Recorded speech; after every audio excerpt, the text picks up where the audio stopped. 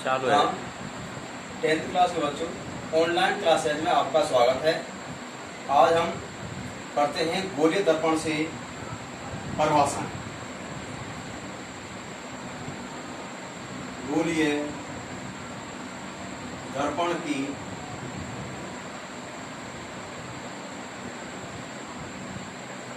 परिभाषा। जैसा कि हम देखते हैं गोलीय दर्पण परिभाषा के बारे में, तो सबसे पहले आती है वक्रता केंद्र। देखें, इसको C से लिखा जाता है। यदि गोलीय दर्पणों को एक खोखले गोले का कटा हुआ भाग मानते हैं तो खोखले गोले के केंद्र को ही वक्रता केंद्र कहा जाता है।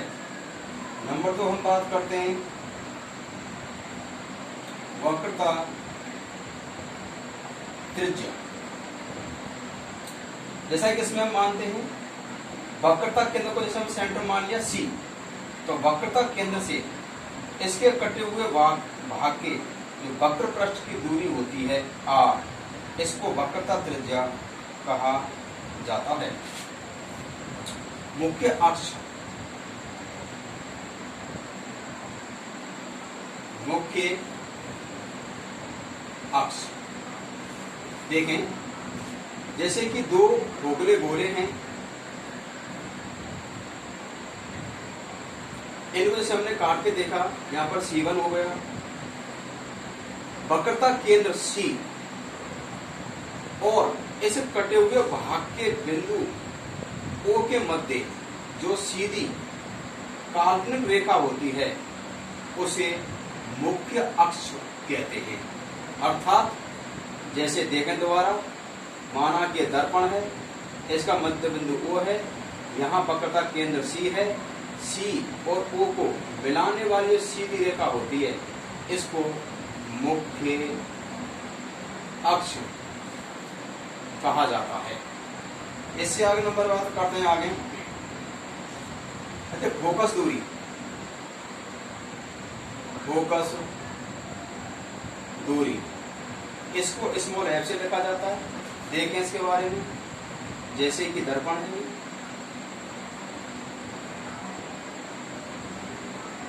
ये हो गया O, M और M। जब प्रकाश की किरणें मुख्य अक्ष के समांतर आती हैं तो टकराने के बाद वो है जिस बिंदु पर मिलती हैं उस बिंदु को फोकस, मुख्य फोकस कहते हैं। O और F के जो बीच की दूरी होती है इसको फोकस दूरी कहा जाता है। जब प्रकाश की किरणें, नंबर 5 देखें, फोकस बिंदु, इसको कैपिटल F से लिखते हैं। जब प्रकाश की किरणें मुख्य अक्ष के समांतर आती हैं तो समांतर आने पर टकराकर जिस बिंदु पर मिलती हैं, मिलने वाले अर्थात कटान बिंदु को मुख्य फोकस F कहते हैं। यह मुख्य फोकस, मुख्य फोकस अर्थात इस कटे हुए भाग के मध्य बिंदु को ध्रुव कहा जाता है। ध्रुव कहा जाता है। खोखले गोले के कटे हुए भाग M और Mn को द्वारक कहते हैं। इसे द्वारक कहा जाता है। इस प्रकार से हम इनकी परिभाषा के बारे में पढ़ लेते हैं। इससे आगे देखते हैं गोलीय दर्पणों के लिए चिन्ह परिपाटी, अर्थात आर्तीय चिन्ह परिपाटी। काल चिन्ह परिपाटी प्रतिबिंब निर्माण के लिए उपयोग में ली जाती है। इसके अंदर देखते हैं, सबसे पहले एक चित्र की रचना करते हैं। जैसा कि मानते हैं यहाँ O हो जाएगा, यहाँ वस्तु रख दी, ये प्रतिबिंब, ये होगा ध्रुव M और N।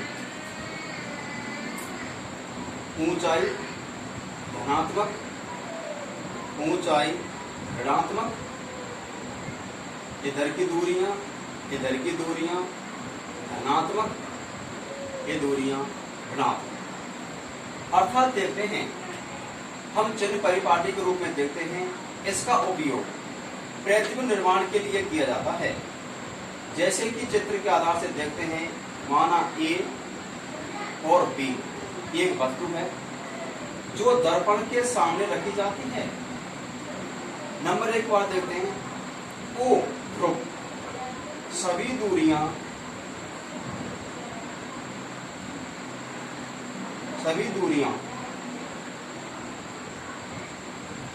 मूल बिंदु O से मापी जाती हैं। नंबर 2, वस्तु को हमेशा दर्पण के सामने रखते हैं। नंबर 3, वस्तु की ओर दूरियां ऋणात्मक होती हैं। नंबर 4, दर्पण के पीछे सभी दूरियां धनात्मक होती हैं। नंबर 5,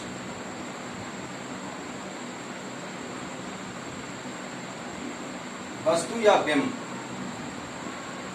की ऊंचाई h बराबर धनात्मक ली जाती है। नंबर 6, प्रतिबिंब की ऊंचाई h डैश ऋणात्मक ली जाती है। अर्थात चिन्ह परिपाटी के अंतर्गत मुख्य विशेषता निम्न होती हैं। इसके अंतर्गत ध्रुव को मूल बिंदु माना जाता है। ध्रुव को मूल बिंदु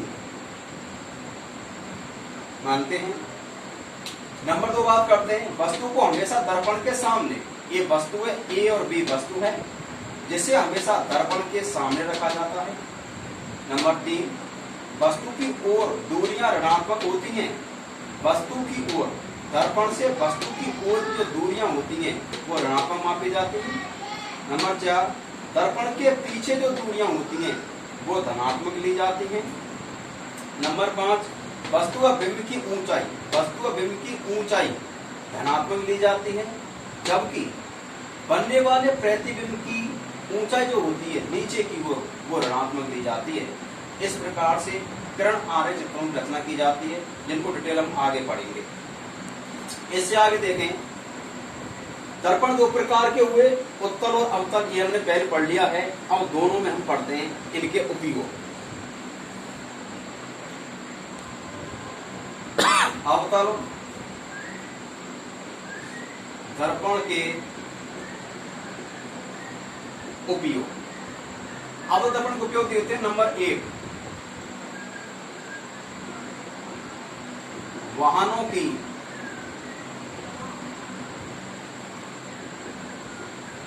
हेडलाइट में। नंबर 2,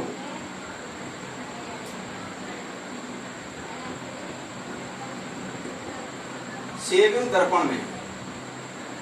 नंबर 3, टेलीस्कोप में। नंबर 4,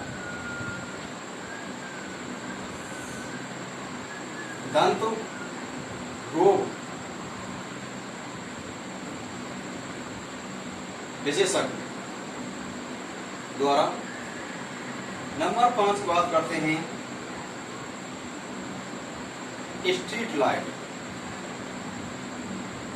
देखें, अवतल दर्पण का उपयोग नंबर 1 वाहनों में आगे की हेडलाइट के रूप में अवतल दर्पण का उपयोग किया जाता है। नंबर 2 शेविंग बनाने के लिए जिस दर्पण का उपयोग होता है वो अवतल दर्पण होता है, जो चेहरे का बड़ा प्रतिबिंब बनाता है। चेहरे का बड़ा प्रतिबिंब बनाने के लिए शेविंग दर्पण में अवतल दर्पण का उपयोग करते हैं। टेलीस्कोप में प्रकाश पुंज को किसी एक बिंदु पर एकत्रित करने के लिए टेलीस्कोप के रूप में अवतल दर्पण का उपयोग किया जाता है। नेक्स्ट आता है दंत रोग विशेषज्ञ द्वारा, अर्थात जो दांतों के डॉक्टर होते हैं, दांत को अंदर से बड़ा करके देखने के लिए, उसका इलाज करने के लिए दांतों के डॉक्टर के द्वारा अवतल दर्पण का ही उपयोग किया जाता है।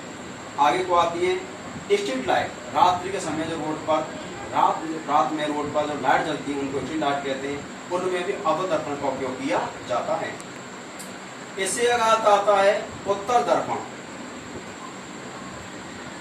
उत्तल दर्पण की हम बात करते हैं, एक मिनट, उत्तल दर्पण की बात करते हैं वाहनों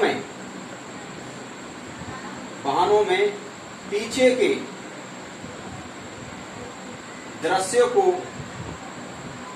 देखने में उत्तल दर्पण का उपयोग किया जाता है, क्योंकि इसके द्वारा बनने वाला प्रतिबिंब आभासी व सीधा होता है, जिसके कारण पीछे के वाहनों को आसानी से ड्राइवर देख लेता है, जिससे वाहन चलाने में उसे सुविधा हो जाती है, उसे कोई परेशानी भी नहीं रहती है।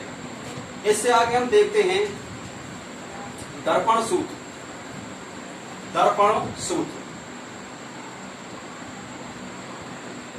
दर्पण सूत्र देखते हैं 1/b plus 1/u equal to 1/स्मॉल है। जैसा कि हम जानते हैं कि v बराबर दर्पण से प्रतिबिंब की दूरी, u बराबर दर्पण से बिंब ओवलिक वस्तु की दूरी, f इक्वल टू फोकस दूरी। इन तीनों भौतिक राशियों में जो संबंध होता है उसको दर्पण सूत्र कहा जाता है। आज इतना ही पढ़ते हैं, इस साल क्लास होगी कल। Thank you.